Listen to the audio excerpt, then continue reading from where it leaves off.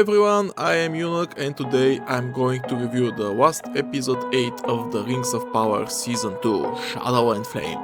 I will make a review on the episode and in separate video I'm going to make another summary of the entire Season 2. But before we continue, please subscribe to the channel, like the video and leave a comment. Thank you and let's begin. The episode begins with Durin confronting his father and trying to stop him from digging through the rock that separates them from the Balrog. But after a brief and a melodramatic conversation, Durin's father tells him to fuck off and penetrated the wall. They step through the rock and for a few brief moments they both enjoy the sight of a lot of meteor. But oh no! Big surprise! The Balrog emerged from the deep. And I should admit that the Balrog actually looks really good. Oh, hope emerged within me. Perhaps something of a cool fight is ahead of us. But fuck no, I'm forgetting that this is a mockery of a good show. And instead of giving us something interesting, the show remains true to itself and gives us another melodramatic scene, at which Durin's father gives him the Ring of Power and jumps towards the Balrog. After a dramatic slow motion fight that almost like takes forever, two weapons of the monster and the old king collide and a huge explosion occurred. Don't ask me how that explosion happened. While Durin is shocked by his father's slow motion fight, his big diverse wife appears from nowhere and pushes him back through the wall as it collapsed after them, again burying the Balrog. Oh god, why? I ask myself. At the moment when something cool might have happened, the writers say, nope, nothing to see here, move along boys. And the scene is brought to the audience into the most boring and uneventful way possible. But why am I not surprised? Anyway, by now we are used to that, so now comes the time for the appearance of the most useless characters of all in the show. Of course, I'm speaking of no other than the non-Gandalf himself and his hobbit-like friends. Oh my god, they are so irritating that only seeing them makes me roll my eyes of expectation that something truly idiotic is about to happen. And damn, I am not wrong. The non-Gandalf character walks among the ransacked village of the Hobbit-likes, looking as always lost. Fuck, he is a godlike creature, but instead of that he is portrayed like a retard who escaped from the hospital. Always lost and surprised. Damn. Anyway, the Dark Wizard appears and explains to him that their friends and the retard, the non-Gandalf, did not remember him, but he must join him. The non-Gandalf agrees, of course, but first asks for his halfling. They appear with the Easterlings holding knives at their throat. The Dark Wizard kills the Easterlings, but the Hobbit-likes tell him that he is naughty for killing them, despite the fact that they were held hostages seconds ago with the knives at their throats and ready to kill them. The Dark Wizard gets upset by everyone's stupidity, by everyone, and uses his staff to destroy the rocks within which the village is created. A huge explosion follows and brings all the rocks in the air, and while they are falling to the ground, he turns his back and heads home. But before doing that, he tells the non-Gandalf retard to find him when he changes his mind. Because how else you change his mind if not to try to kill him first? When the rocks are about to kill everyone, the non-Gandalf makes magic and stops them right in the air, giving time to the halfling to escape to safety. Wait, what? He was looking for his staff the entire season, so he could be able to cast spell, and now suddenly he needs to cast the spell and forget that need. Then what was the point of that searching? I have no idea what was that, but fuck it, who cares? That shit is about to end anyway. So, after the halflings packs their shit and go find another home, they call him Grand Elf because they have never seen elves before. And there you go, big revelation. Who would have guessed that this guy is Grand Elf? or whatever the fuck they call him. They part ways and Grand Elf go back to Tom Bombadil's house where they happily sing a song. And that's it for these characters in this episode and season. And thank God it is over for them and more importantly for us. Then we are brought to Numenor, where the daughter of Elendil summoned the leaders of the faithful, who get arrested on false pretense by the guy who won to overthrow the Blind Queen during the entire season.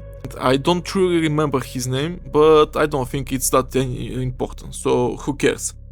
He finally makes his coup d'etat and arrests all that are faithful, but Elendil's daughter suddenly feels change of hearts, of course, and run to warn her father. He escaped captivity and tried to escape with the queen, but she refused. Wait, what? Why does she refuse? If she escaped, she could rally her royal followers and regain power and stop the usurper, but of course this series is complete garbage, so she tells Elendil that it is here that her place is. What the fuck this is and what does it mean? The only logical thing that is going to happen is that the usurper is going to kill her at the moment he fell into his hand. This scenario is ridiculously stupid and I am out of words. Why nothing in this show makes sense? Did those who write that script have brain damage? How were they given that multi-million show? If that was a government contract, I would have been 100% sure that they take that contract by some kind of corruption method. But it is a private endeavor, so how the fuck they end up writing it and leading it? Bah, it doesn't matter, it is what it is. Then we are with the fake Isildur now. Oh fuck, there are so many characters and there is nothing for them to do in this show except taking screen time. I'm checking at how much time has passed and it has been almost 40 minutes of nothing really happened except some pointless dialogues. I'm totally bored and there is 30 more minutes left from the episode. So the only thing that is making me continue is the thought that this is the last episode. So let's continue. The fake Isildur who is chatting with the guy that his mother quit after the first season because she realized that this show is so bad that it is better to be an unemployed actor than to be part of it. Damn, I get distracted again. So they chat a little bit and the fake Isildur heads toward the harbor because he is heading back to Numenor. But in the house enters the woman that tried to kill him few times. They talk a little and of course they share that they really like to be together. What a love story. And he tells her that he will take her with him. But in this moment a Numenorian ship docked at the harbor. And because this show is so extremely bad at showing the time and space as a thing in this universe, it turns out that this scene is happening sometime after the coup d'etat happened. That is just one of the endless problems of the show. Nobody have any idea when and where something is happening. So, from the ship, a guy descends who I have no idea who the fuck was. But it turns out that this guy is the son of the usurper. And he let everyone know that now everyone here works for them, or more specifically for him. Otherwise they will be left without supplies and starve to death. He is explaining to the fake Isildur that his father is now traitor along the old queen and that he could do whatever he wants with everyone around. So he forbid fake Isildur to take the chick back to Numenor. Then they show us Elendil running and the usurper sitting on the queen throne while she is in chains. Yeah, like that could have been so easily avoided. Anyway, let's continue with the main characters and events of the show. Perhaps with them, the true strength of the end of the season will be. Spoilers, don't count on it. The city of Eregion is about to fall to the orcs. But if you think that writers are going to show us some cool scene with huge orcish army that is fighting and pillaging, you're sadly mistaken. A group of 10 to 15 orcs are shown running and killing 2 or 3 elves, tops. There is no way that moment could have been made any more underwhelming. Then comes some door Galadriel shows up leading small group of women and children away from that. As expected, the group may be small, but consists of every ethnicity that lives on planet Earth. And also, of course, some of the groups are a size plus, because who doesn't know that the elves eat too much donuts? That is a common knowledge. Damn, how is that even true? The important thing is that everyone and everything in this show is represented. Because that is an elven world all about representation. Then the group get out the burning city, but it's surrounded by orcs. And of course, the orcs in this show are good guys. So instead of killing everyone, they are convinced by Galadriel to take her to their leader and release the others. Wow, what a good guys. It would have been so much more logical for the orcs to kill everyone and take her hostage. But again, let's not forget that those are guys that were mistreated by patriarchy. I mean by elves, and they are not truly bad. Oh fuck, let's stop using our brains for a few moments. So now, the next scenes arrive and it shows us that Celebrimbor has been used for target practice by Sauron. Every time they show Celebrimbor, I ask myself, didn't the writers of this show knew that the elves are immortal and do not age? Why they bring that guy who looks like he's in his late 60s and looks actually truly old? But then I guess that if you're part of that shit of a show, there is no way you could be by any means fairly looking. Sauron tortures him a little bit more for the purpose to tell him where are the rings of power. But the elves tells him to fuck off and calls him Lord of the Rings. And he predicts that the rings will be Sauron's undoing. Sauron gets upset and starts crying. After that he kills Celebrimbor by spiking him. Yep, no kidding. Sauron wept for a few moments. Why? Who the fuck knows? It seems that his feelings are hurt by the audacity of that guy who he just put on a spike. This scene is so stupid that it is unimaginable. Sauron, the demigod creature that wants to rule over all living things by making everyone his slaves, suddenly cry like a little girl. Let's continue before I go insane. But after Sauron is done weeping, the orcs enter the room. They are led by the same orc who cared about his wife and child, and not pillaging and killing. So, from now on, we shall call him the family guy. It turns out that the family guy wants to work for Sauron now, because he too wants to bring down the patriarchy. Next, the orcs bring Galadriel to Adar, who turns out to be healed by the elven ring and looks elvish again. He speaks with Galadriel and they agree to pacify Middle-earth by combining elven and orcish forces and go hunt for Sauron. You serious? Yep, unfortunately I am. Galadriel cry a little and of course accept the offer, because she somehow forgets that the favorite orcish food is fresh human and elvish meat. But hey, that is just some small details. So, Adar removes the ring of power and give it to Galadriel. Then a group of orcs appear with the family guy pretending to be hurt.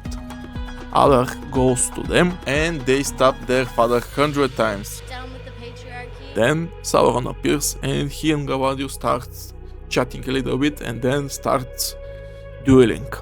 Some love sparks jump from both of them, but Sauron shows that he likes it rough and stabs her with his crown. She loses consciousness and fell to the ground. At this moment in the city, group of orcs bring forth Elrond, Gil-galad and the Puerto Rican elf. In a very dramatic moment, the orcs start burning manuscripts and elven group is like, "Oh no, that's horrible, you're so horrible." But it seems that they do not understand that at this moment this is not their main problem. Their main problem is that they are about to be killed or even eaten alive by the orcs. But I constantly forget that in this show, orcs are mistreated and are not the bad guys at all. So, suddenly, a miracle happened and everyone hears horror. And we hear that the dwarves have come. Elrond, Gil-galad and the Puerto Rican elf kill the orcs that are around them and free themselves. At this moment, everyone watching thinks, well, finally we're going to be shown some cool battle between elves, dwarves and orcs. It's wrong and terribly wrong. But this show is not created with any thought whatsoever. So, instead of a cool battle, the audience is shown a small group of dwarves firing with a crossbow at few orcs. And that is it, nothing more, nothing less. Another dwarfs appear to tell Elrond that Durin is not here because he is mourning. Then camera is back at Sauron, who is standing on a rock that seems to be at least 200 meters above the city. From nowhere the family guy appears and tells Sauron that the dwarves have come and that they are taking serious losses by combined forces of elves and dwarves. Sauron gets upset and kills the family guy.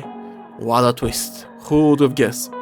At this moment Galadriel gets on her feet, and despite she was stabbed above her chest and looked like nothing happened to her.